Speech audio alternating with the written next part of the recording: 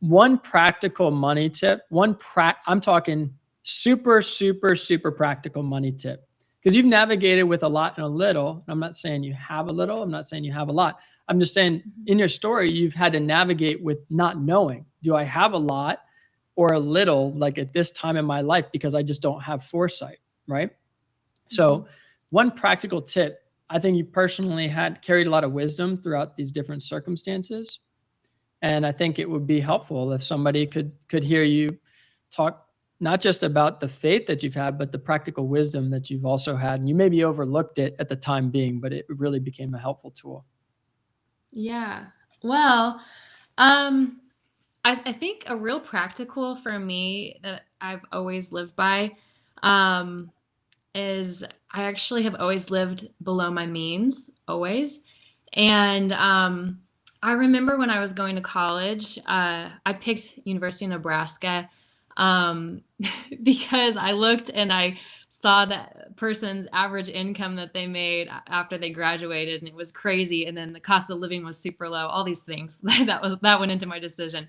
But when I was at Nebraska, so Warren Buffett, he lives in Nebraska. He lives in Omaha. And I remember one day I was like, I'm going to go drive by his house because I'm just curious. And I drove by Warren Buffett's house, and his house was nothing spectacular. It was super ordinary. It looked like maybe someone's grandma and grandpa lived there and they went golfing here and there sometimes, nothing too crazy. And even in his driveway, there was like this old sedan. I don't know if that was his car, but it was nothing special.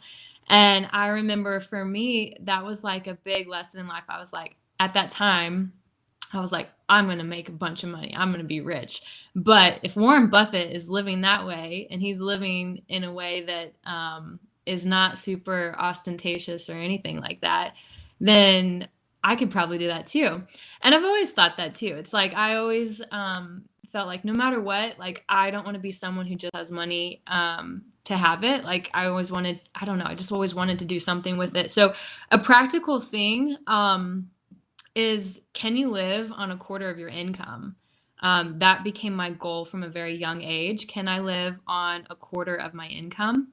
And even when I had a very little amount of money, like in college and stuff, because I was working my way through college a lot of times, I was like, can I live on just a fourth of it? And I always managed to do that. And how I did that was through budgeting. And I never bought things that don't buy things that you don't need. I always had, is this a need or a want? And for the big things that I really wanted that maybe I didn't have the money for, I made a plan to save up for it. And then I think another huge thing that I would share with anyone is invest young and invest early. Because even if you have, again, if you're on a quarter of your income and you can, take some of that money and invest it. I'm not saying day trading, just in like the stock market, like in an index fund that's following the S&P 500. The returns on that over time will be way more and outperform way more than your savings account.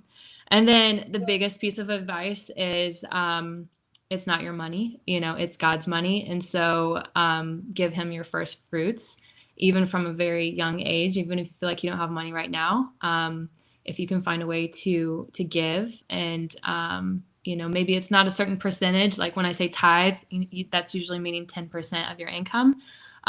Maybe that's not where you start. Maybe it's just asking God today, like, God, like what of these first fruits is yours, and like how can I give that to you? And I swear, well, I won't say swear, but I promise that you will see the fruit of that in your life. And so I think that's one of the biggest pieces of advice I can give to anyone is give God the glory, give him the treasure, and let him just orchestrate the rest. Yeah, I love that. 25%, live on 25% of your income, invest young. In other words, don't try and time the market. It's about time in the market.